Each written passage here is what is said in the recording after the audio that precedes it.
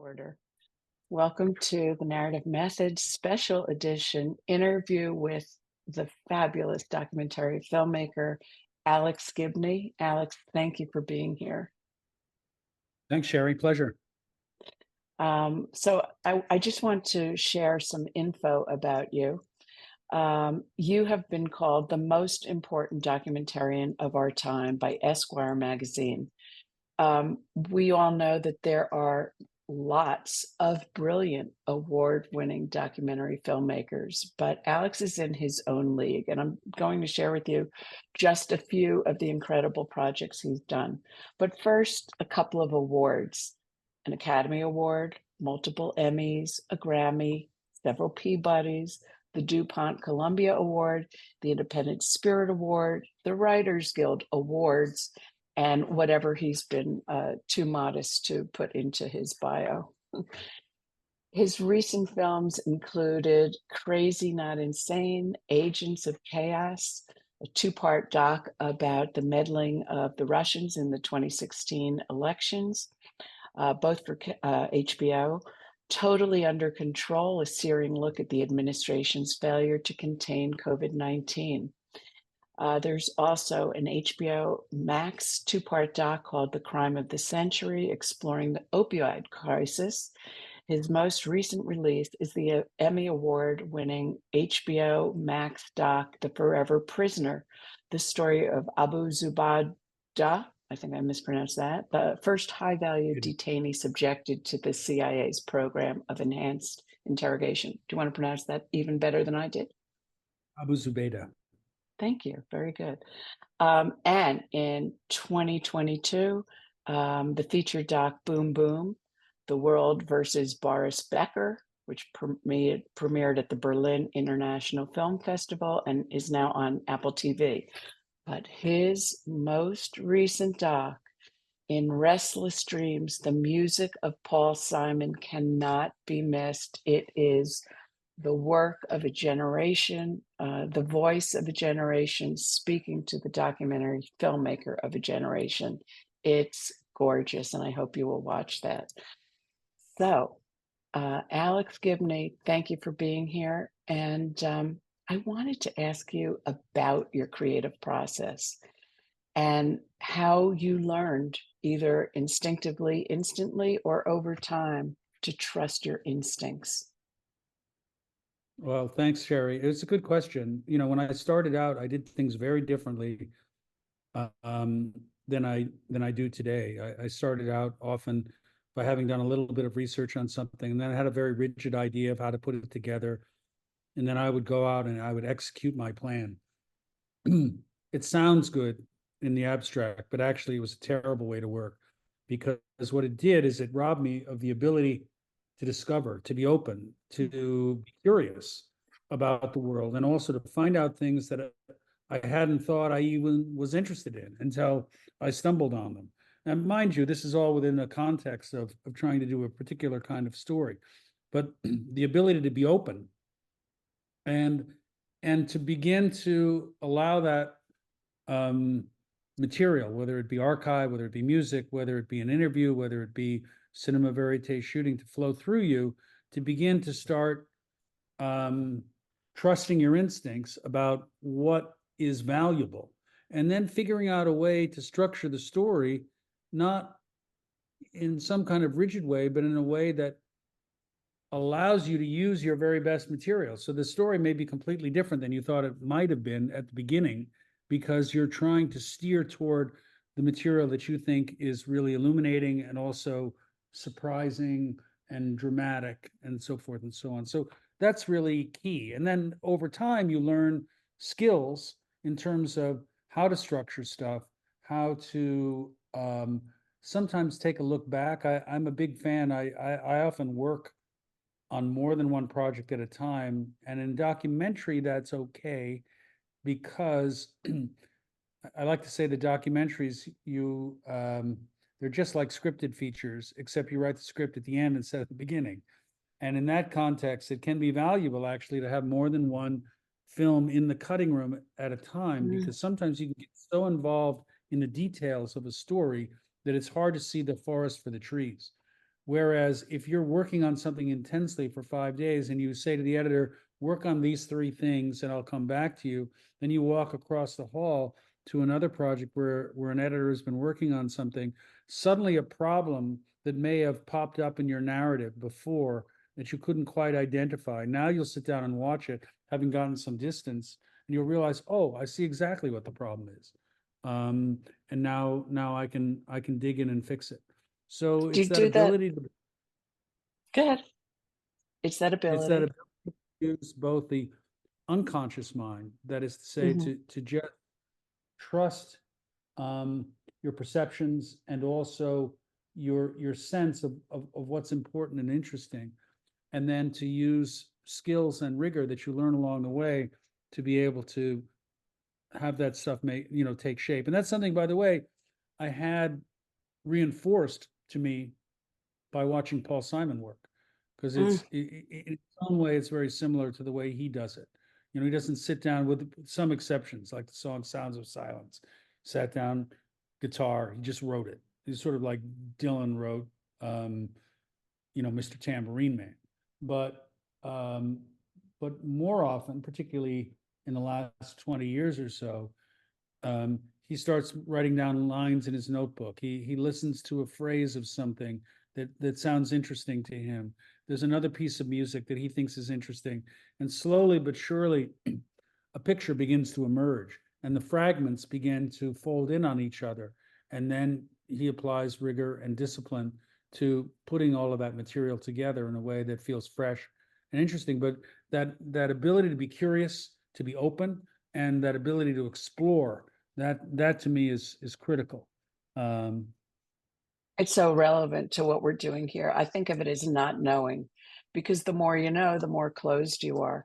So, have you transposed that way of working in your personal life? In other words, if you're frustrated on something, do you get up and walk away and do something else? Sometimes I do find that can be a very valuable thing to do. It used to drive me crazy, you know. Sometimes it's a good idea to walk out of the room, Mhm. That's particularly if great. you're having an argument. And sometimes it's a good way to cool down, take a walk, come back, and see if you can sort through it in a different way. So, first of all, I can't thank you enough just for that, because it is everything that we try and do here, which is to put ourselves aside and let our genius imaginations take over. So, I'm so curious. You've been doing this work forever. What about your early life do you think brought you here? Um, it's hard for me to say. I mean, I do think, I both my mom and my dad were writers. My dad was a journalist, um, and I think because they were writers, they imparted in me a certain sense of curiosity about the world, a sense of wonder, going out and finding out stuff that you didn't know, rather Mhm. than just relying. They always say, write what you know. Well, that can be useful and can be valuable, but sometimes it's a good idea to write what you don't know, which is not to say to just put something down off the top of your head, but to go out and learn about something that you don't know, and and invest the time and the effort in finding out um, something that seems so distant, but then you find it has a very personal relevance. So I think my parents imparted in me a sense of that fundamental curiosity, and my dad also had I would say that his career, they say when you're climbing up the corporate ladder, you're supposed to suck up and kick down. And my dad, I think, was rather famous for sucking down and kicking up. And as a result, he got fired from a number of his jobs as a journalist. Um, and he had a kind of an essential distrust of authority. So I think I inherited that from my dad. And I would also say from my mom, dad, and um, um, um, stepfather, who was a kind of crusading civil rights minister, Wow. who had been the chaplain at Yale. guy named William Sloane Coffin.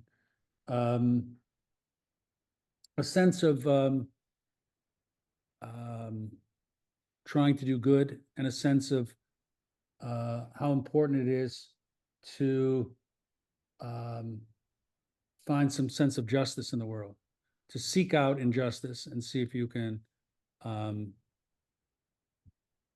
find a way to justice. Well, thank you for revealing so much injustice in your work.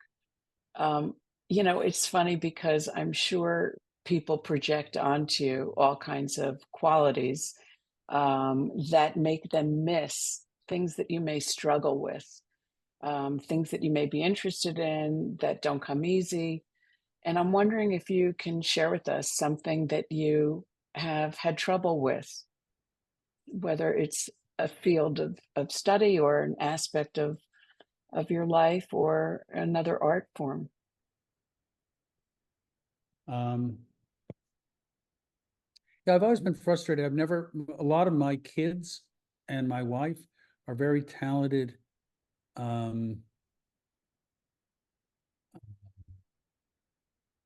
artists, visual artists.